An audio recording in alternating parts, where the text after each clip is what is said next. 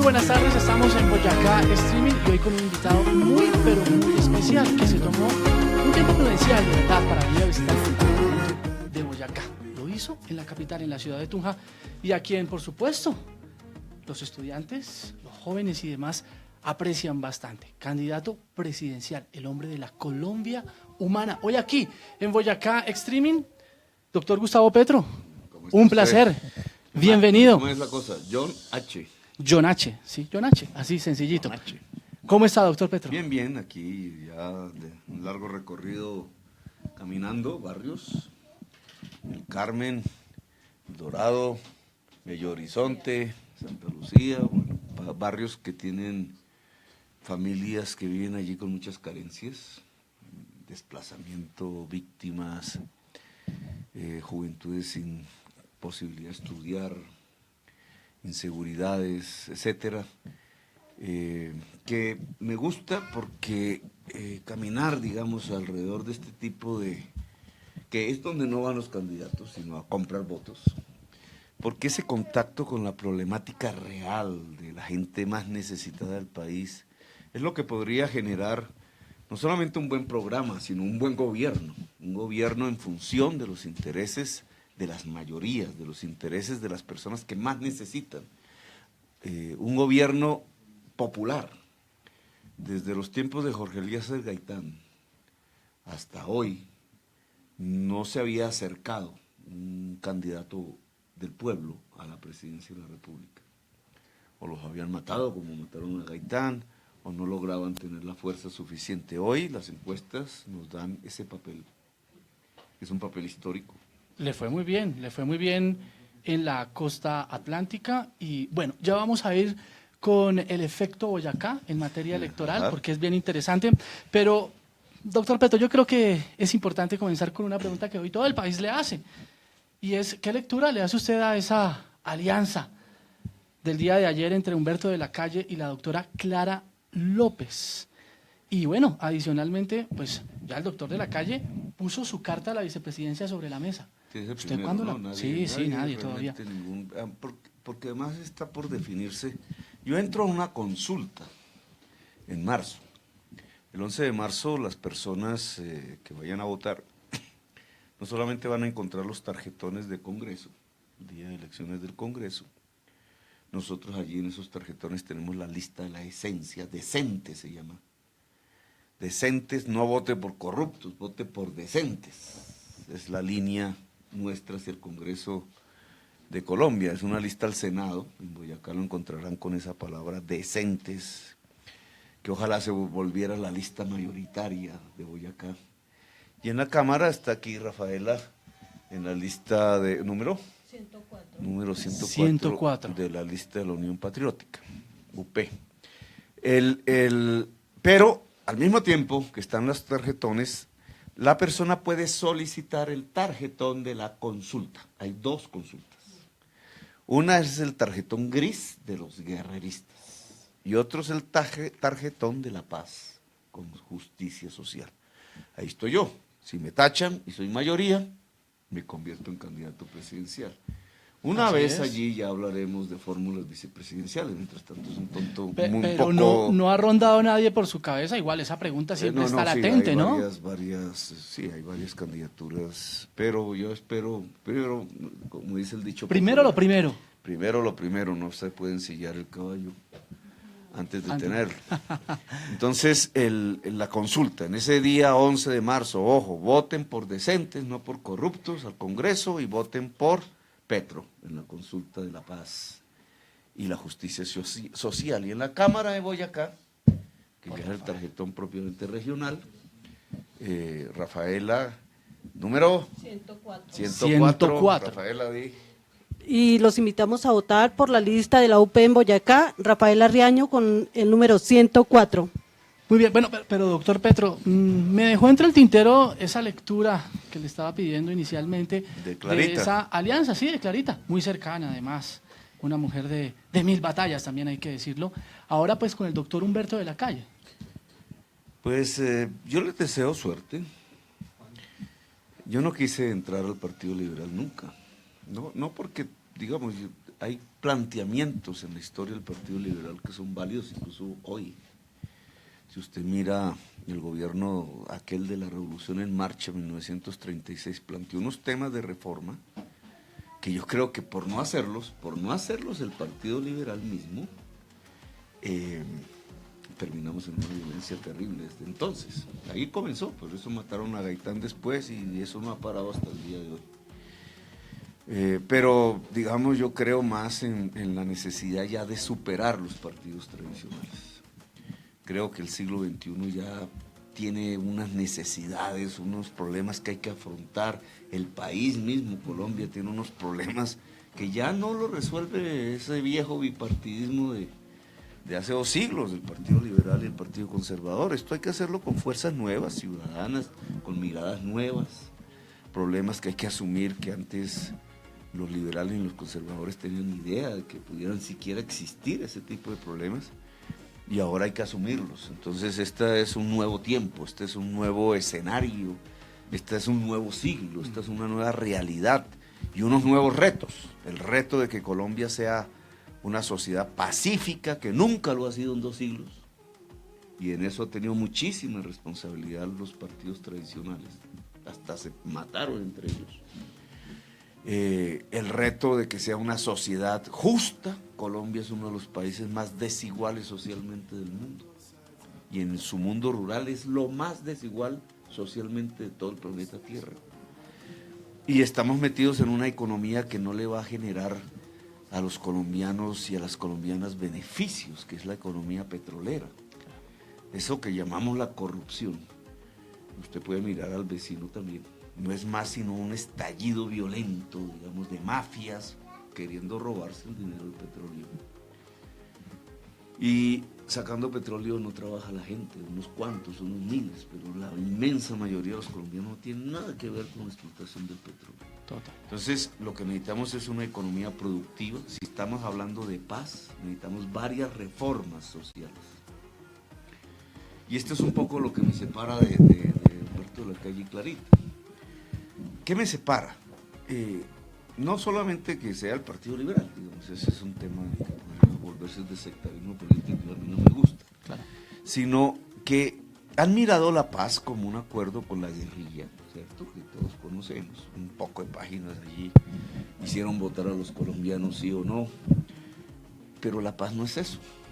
La paz no es un acuerdo con la guerrilla, que hay que hacerlas para acabar la guerra, sí, pero la paz es un conjunto de reformas sociales que la sociedad debe hacer, no la guerrilla ni el Estado. Unas reformas que son fundamentales para convivir en paz, que tienen que ver con la convivencia misma y la vida misma de los colombianos de todos los días. Esas reformas yo he planteado 5 al pueblo colombiano para que lo volvamos un mandato popular a través del voto. Claro. A través de la presidencia de la República, la reforma a la salud, porque hay que acabar con esa ley 100, eso no sirve. Tenemos que tener un modelo de salud completamente diferente que con el estado de la ciencia actual permita, por una parte, que la gente no se enferme, que eso se llama prevenir, eso lo hicimos muy bien en Bogotá, y por otra parte, cuando la gente se enferma, que sea tratada de acuerdo a la ciencia. Y eso no necesita intermediarios privados, porque el recurso es casi todo público, es de los trabajadores, no es de nadie más. Lo que se gasta hoy en salud, o es del presupuesto, o es de la cotización de los trabajadores en sus empresas, no es ni siquiera de los empresarios. Entonces, porque hay unas empresas privadas llenándose los bolsillos, traficando con la salud de los colombianos, en las EPS, en algunas clínicas privadas. Esa intermediación la quitamos, no más EPS, el personal de las EPS lo pasamos a la administración. Con la tecnología moderna, nosotros podemos hacer, uno, lo que se hizo en Bogotá, que es el programa preventivo, es visitas de los médicos en las casas, de manera permanente, de tal manera que estén vigilando la salud, para que no aparezca, hasta donde sea posible, la enfermedad.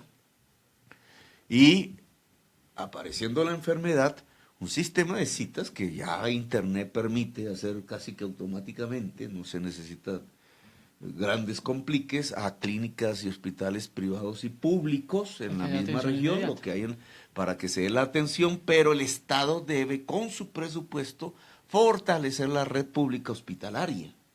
nosotros no vamos a cerrar hospitales públicos. Y los hospitales públicos tienen que brindar toda la carta de servicios que hoy la tecnología y la ciencia en la salud permite dar, con los máximos niveles de tecnología. Y eso no se hace esperando un hospital público, esperando que lo contrate una EPS, como sucede hoy, que los quiebran además, que no les pagan. Claro. Eso se hace del presupuesto girando directamente al hospital, fortaleciendo la República Hospitalaria Nacional. Pero yo me pero esa era, doctor Petro, salud. Esa era su propuesta de salud, además, porque fue una propuesta que usted pues ejecutó durante su administración en la alcaldía de Bogotá. Pero quiero irme a un punto muy importante, y pues es evidente, doctor Petro, que usted pues ha tenido una carrera política de ires y venires, de subidas y bajadas, de lucha constante. La debacle de la destitución en el distrito, pero fíjese, usted es un hombre que siempre ha izado la bandera de la victoria, y eso lo demostró hace poco, y así lo ha ido demostrando también con su Colombia Humana. Pero tiene poderosos enemigos en la escena política nacional. Entre ellos, doctor Petro, un boyacense, exgobernador, militante de Cambio Radical, un hombre directo a Vargas Lleras y ahora Contralor de Bogotá. ¿Y por qué lo traigo a colación? Porque usted, ¿cómo piensa, doctor Petro, avanzar en este camino de la Colombia humana por todo el territorio nacional con su campaña y al mismo tiempo pues estar enfrentando las investigaciones que pueda tener Juan Carlos Granados dentro de la Contraloría de Bogotá? Se las tumbaron los jueces. Pero seguirán. Sí, pero digamos ya no tienen los tiempos. Lo que ellos querían, Germán Vargas Lleras, porque Granados es apenas un sirviente de Germán Vargas Lleras. Germán Vargas Lleras lo que quería era impedir la candidatura. Como diera lugar, incluso me querían poner preso, porque ellos tienen la fiscalía también. Y antes no era Vargas Lleras, era Ordóñez, que hoy es candidato en la consulta gris de los guerreristas, a la cual hay que ganarle. Si nosotros le ganamos a esa consulta, ya empezamos a tocar las campanas de la victoria para el 7 de agosto. Pero, digamos, el primero fue Ordóñez, que es una institución arbitraria, la justicia se la tumba. Por ahí los opositores a mí vienen diciendo, no es que maneja la justicia, yo creo que maneja la justicia. No he tenido un puesto en mi vida si voy a manejar los tribunales. No, fue tan arbitraria que los tribunales le tumbaron la sentencia. Incluso por unanimidad, la Corte Internacional de Derechos Humanos, por unanimidad le tumbó la decisión. Porque ningún funcionario administrativo puede quitarle derechos políticos a ningún ciudadano. Eso es una norma de derecho internacional que aquí se viola. Y lo violan procuradores, que son del orden administrativo, y contralores. Se han vuelto mecanismos de chantaje dentro de la corrupción. Bueno, se cayó. Después vino Vargas Lleras, no pudo, puso a su contralor en Bogotá, que era el exgobernador de Boyacá, él lo intentó y también los jueces le tumbaron las decisiones. Entonces estamos en un momento, disculpen ustedes. Tranquilo, doctor Petro, tranquilo. Estos son los gajes de las campañas. Estamos ante un fracaso. Hoy ya soy, pues depende del voto popular, pero estoy en la campaña presidencial. Y eso significará que si me quieren volver a hacer daño, embargarme, etcétera, ya lo harán siendo yo presidente. Ok. Pues le quería preguntar. Ya no van a poder. Por ese personaje. Tenemos el apoyo popular a nuestro. Muy bien. Le quería preguntar ya por ese personaje en particular, chuleado por el hecho de que es un personaje del departamento de Boyacá y que tiene de alguna forma fuerza política en los 123 municipios de nuestro departamento. Pero ahora le voy a preguntar por otro personaje importante en el departamento de Boyacá. ¿Cómo está la relación actualmente, doctor Petro, con el gobernador del departamento, con Carlos Andrés Amaya? Yo lo conozco legalmente. Lo conocí siendo yo parlamentario. Y él era un muchacho que venía en una marcha de la UPPJ. Ajá. Con otros. Recuerdo que traía a Ruana. Y era un joven activista, digamos, de la marcha, de la juventud, Liga Juvenil, de la universidad pública, estaban luchando por el tema de la universidad pública. Desconozco su labor como gobernador, no me atrevo a hablar de algo que A no calificarla. conozco. Me da la impresión en general de lo que pasa en el Verde, partido que no es verde. ¿Sabe usted que el Partido Verde, ese nombre se lo puse Huillo? Porque yo iba a entrar a lo que se llamaba, en ese momento llamaba, eso era Opción Centro. Y yo iba a entrar porque me estaban echando el polo. Entonces, bueno, vamos a hacer, hice un acuerdo con Mocus y Lucho Garzón, que es alcalde de Bogotá, para ver si ahí. Y no resultó, pero entonces sí resultó mi propuesta del nombre. Yo dije que se llamara Partido Verde. Y esa no lo sabíamos. Ese es un tema ahí que le dejo en el imaginario. Pero yo lo hacía porque, digamos, tenía una convicción muy profunda, como la tengo hoy, de que, digamos, hay que hacer una transformación económica, social, incluso cultural, para conservar un equilibrio con la naturaleza. Mi estudio de especialización en Europa fue de desarrollo y medio ambiente. Digamos, conozco el tema académicamente, pero también soy un activista político y fíjese que las razones que llevaron a mi institución en Bogotá, todas fueron de razones ambientales. El reciclaje, sí, con el tema de las basuras. Y el POT, el ordenamiento territorial alrededor del agua, que no le gustó a los constructores, grandes constructores, porque les quitaba ganancias. Pero el Partido Verde no recoge esas ideas quedan conmigo y con los que me acompañan. El ambientalismo no se metió ahí, entonces es un mal nombre. Perfecto. Pero ese Partido Verde tiene un problema, es absolutamente temeroso de las reformas sociales. De las reformas sociales. Y yo no sé, no me atrevo a hablar, pues, si el gobernador realmente ha desarrollado a profundidad reformas sociales. Digamos, lo dejo ahí en puntos suspensivos. Pero mire, le preguntaba por el gobernador del departamento de Boyacá, por el ingeniero Carlos Andrés Amaya, por una razón en particular, y es que el departamento está en vilo, y está en vilo porque vamos a celebrar el bicentenario, son 200 años muy importantes para... Espero que como presidente, ustedes me reciban aquí a ese enorme conmemoración de la gesta libertadora. Pero fíjese, doctor Petro, que dice el gobernador de Boyacá que hace sus mayores esfuerzos para que esta celebración no se quede en izar una bandera más.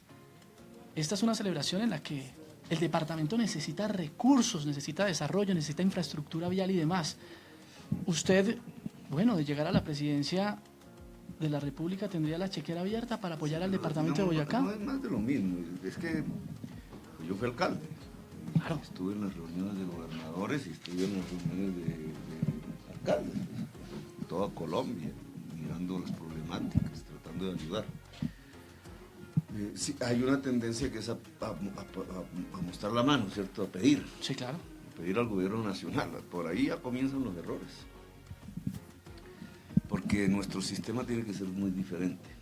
No es unas regiones pidiendo limosna a una cosa que llaman la nación. Yo pienso que es otra cosa. Yo pienso que es una autonomía territorial que hay que lograr. Y esa autonomía significa que no hay que pedir, hay que hacer. Claro. Lo cual implica recursos propios, ¿cierto? Porque si no, ¿dónde está la plata? Y esos recursos propios tienen que ver de un esquema económico que sea realmente productivo.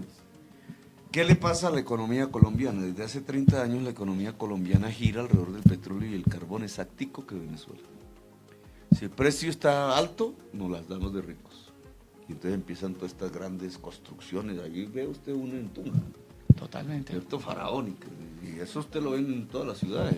Bogotá también, en todas partes, como si fuéramos ricos. Como si estuviéramos en Miami. Nos creemos ese cuento. Apenas el precio se cae, viene el hambre. Eso le pasa a las economías que dependen de eso, de una monoexportación de combustibles fósiles que solo depende del precio internacional, que es un precio político. Si hacen 3 invasiones en el Medio Oriente, se desplomó el precio. Si se logran coaligar los que producen petróleo, se sube el precio. Pues la crisis venezolana es eso, y la crisis colombiana también. Entonces, Boyacá Es un departamento que ha tenido minería ligada a la metalmecánica, ¿cierto? Que es el hierro, Sí. el coque, porque llamamos nosotros que es carbón, pero sable. Hemos tenido muchísima agricultura. Esa es su un departamento vocación. campesino. Esa es su vocación. Esta es nuestra vocación, sí. E inició hace unas décadas por allá, incluso yo creo que no había nacido y había empezado, una industria metalmecánica. Que Paz del Río era su base, siendo empresa pública. Eso se vino al suelo. Se vino al suelo, ¿por qué? Porque el país desde hace 30 años depende exclusivamente de exportar petróleo y carbón. Perfecto. ¿Cierto? Algo de petróleo hay en el Magdalena Medio, boyacense. Están destruyendo el medio ambiente allá, unos lugares hermosísimos. Y carbón, pues, tradicional, de minería tradicional. Entonces, depender de ese tipo de monoexportación produce un efecto. Y es que entran muchísimos dólares y no hay puestos de trabajo. Y al entrar muchísimos dólares, el precio del dólar se desploma. Por eso sentimos que somos ricos. Y todo lo importado se vuelve barato. Y claro, usted se compra su camisa barata y uno se los zapatos y todo lo importado. La gente incluso va a Miami, algunos, y compran barato. Y dice, esto está regalado. Y se trae sus bultos. Y resulta que todo eso, lo que significa es que la producción agraria se va desplomando, la producción industrial, la gente se va quedando sin puestos de trabajo, los precios nuestros no son competitivos con la importación, hasta importan la papa del Canadá, ¿cierto? Y usted empieza a ver la problemática social, se destruye la producción, los puestos de trabajo y por tanto los ingresos de la gente. Entonces tiene un mundo un tanto esquizofrénico, rico, como una burbuja rica por exportar petróleo y ahí a robar. La politiquería, los grupos armados, etc. Y la población viendo de largo esa riqueza, tratando de sobrevivir sin puestos de trabajo. Muy bien. Eso pasa en Venezuela y en Colombia. Nosotros estamos diciendo que no, tenemos que aislarnos de la exportación de combustibles fósiles, por una razón fundamental, porque eso produce el cambio climático. Los gases de efecto invernadero calientan el planeta, cambio climático, y está matando la vida toda en el planeta. Las demandas por esos productos en el mundo vienen hacia el suelo. La política de Vargas Lleras y de su amigo Granados, su amigo no, pero Granados no, yo apenas lo conozco. Juan Carlos Granados. Yo apenas lo conozco. Y la del uribismo, que son los padres. Uribe es el padre con Pastrana de ese modelo, digamos, de extractivista. Están defendiendo mantenernos en el petróleo y el carbón, exportando, como se agotan las reservas, con el fracking. O sea, lo más rápidamente usar todo el agua regional, echarla a chorros a presión para romper las rocas de los pozos para sacar el cuncho del petróleo y el carbón y sacar eso rápido para robarse la plata. Porque en 10 años ya eso no va a existir. Lo que pasa es que el daño ambiental va a ser terrible. Y ellos están defendiendo, y eso es lo que está en la presidencia de la República, en la campaña. Ellos defienden eso, claro, para hacer eso implica violencia sobre la población. Implica que la paz no va. Implica profundizar esta matazón entre colombianos. Nosotros estamos proponiendo salirnos de ahí. Si no nos quedan sino 10 años, hagamos la transición desde ya. ¿La transición hacia dónde? Hacia la agricultura. Entonces Boyacá tendría una razón de ser de nuevo. Hay que proteger nuestra agricultura de la importación de los 13 millones de toneladas de alimentos que importamos. La propuesta que yo voy si soy presidente, a realizar es ponerles la tasa carbón, es decir, un impuesto a la importación por la huella de gases de efecto invernadero que han dejado en su producción. Entonces la papa canadiense resulta que ha dejado muchísimo más efecto invernadero a través de la emisión de CO2 que la papa boyacense. Entonces, o el maíz, ¿no? Entonces, digamos, la agricultura, la industrialización de esa agricultura, pero en propiedad de los agricultores. Los agricultores pueden iniciar procesos de industrialización de su producto siendo propietarios de esos procesos, lo cual elevaría el valor agregado para el productor agrario, es decir, enriquecería campesinos. O lo pongo en otra palabra, Volveríamos el campesinado de Colombia a una clase media rural. Granjeros, le digo yo. Clase media rural. El día en que un campesino productor de papa pueda llevar a sus hijos a la universidad, ese día hemos tenido un éxito. Muy bien. Bueno, doctor Petro, pues ya me están indicando aquí que debemos ya desplazarnos. Agradecerle, por supuesto, de esta transmisión streaming de Boyacá Streaming, una empresa, doctor Petro, del departamento de Boyacá.